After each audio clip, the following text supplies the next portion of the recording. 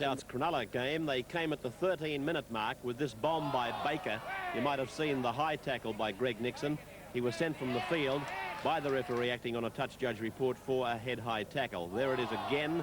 Marty Gurr pounces on the loose ball to register his first try and indeed first points for South Sydney to lead by 6 points to 0. A penalty goal to Cronulla made it 6-2. Then at the 16th minute, Terry Murphy, a former Cronulla player, picked up a loose ball from Cronulla Sutherland and was in to score. Neil Baker kicked 8 from 8. This was one of them from the touchline, and so it was South Sydney leading by 12 points to 2. Souths, they frittered away a couple of other opportunities. This was a near miss for them, a bomb by Mario Fenech, and it went over the dead ball line. Now here's a great pass by Des O'Reilly, the man that nobody really wanted, and Robert Lane scores the try. It brings Cronulla back to 14 points to 8 with the conversion by young Greg Pearce, who played his first grade game yesterday and played well. Look at this ball from Des O'Reilly. That's a gem of a pass. Rob Lane doing exactly what a good halfback should do, backing up the big men through the rucks, and he was rewarded with the try. Pearce converted 14-10. And now here comes a try for Andrew Ettinghausen. You'll see a good piece of passing by the inside Cronulla backs, and then it was Jim C who got into the gap. Before it went out to Pearce, he kicks ahead. Now watch that incident there. It was a professional foul, and it earned Mark Ellison time in the sin bin. But Andrew Ettinghausen scored, and Pearce converted to make it 16 points to 14 at half-time in favour, would you believe, of the Sharks. Then we saw the second half and an awful bounce, a dirty bounce for Andrew Ettinghausen, and Ellison followed through his own kick to score, and South went to a 22 points to 16 lead.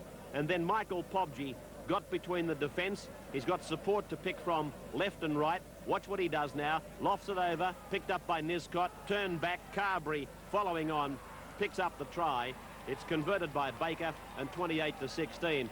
But Michael Pobji, he's got the ability to do some very talented things, and Niscott was able to back him up on this occasion. So was Carberry, and South were leading by 28 points to 16. And again, Baker converted. As I said earlier, 8 from 8 for the former Canterbury player. Again, it was South letting the ball do the work before it went to Niscott. He is a real crowd pleaser down at Redfern.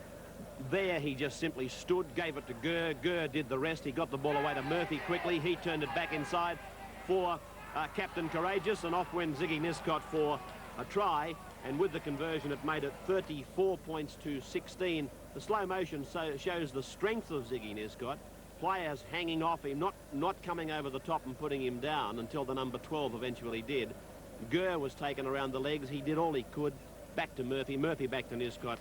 And 34 to 16. The final try is scored by Marty Gurr. Incidentally, South took out the scrums 9-5, and the penalties went their way by 13 to 10.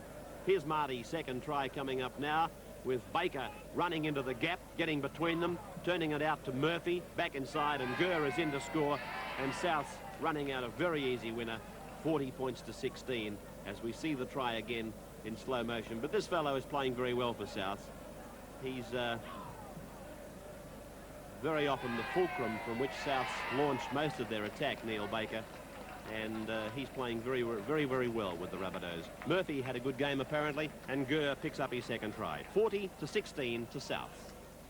And so there are the point scorers for South, 40 to 16. Marty Gurr 2 tries, Niscott, Murphy, Ellison and Carberry tries, Baker 8 from 8, and for Cronulla, Andrew Ettinghausen and Robert Lane the tries. Greg Pearce, his first grade game, as I mentioned, no relation to the former Greg Pearce from Cronulla. He kicked 4 goals. The Dally M's judged by John Blanche, and David Boyle a 7, Mario Fenech a 6, and Greg Pearce took out a 5. Cronulla were right in this game up until half-time, but they then started to feel the effects of having had their captain, Greg Nixon, sent from the field after the 12th minute, and of course this allowed South Sydney to run away with the match in the second half. But the good news for Cronulla supporters is that Greg Nixon was exonerated tonight by the judiciary, and to my mind that's a tremendous thing. I'm a personal friend of Greg Nixon's. I've coached him, and he's not a malicious player, and I know that while what Greg did would have looked bad, it certainly, and that wasn't the case. Ray, isn't that a good argument? But for trial by video, some players have complained about it. Now we have the video saving a player. Well, not just players. We've heard a lot of people say that trial by video is wrong. It shouldn't be. But there was a case tonight, and I think our pictures there today, and I couldn't say anything when doing that voiceover because that was done during the day, but it has got Greg Nixon off a rap that could have possibly got him 6 weeks on the benches or something like that. But there it is, Greg Nixon exonerated, but South, the Rabbits, too good against a 12-man Cronulla for the major part. Now, the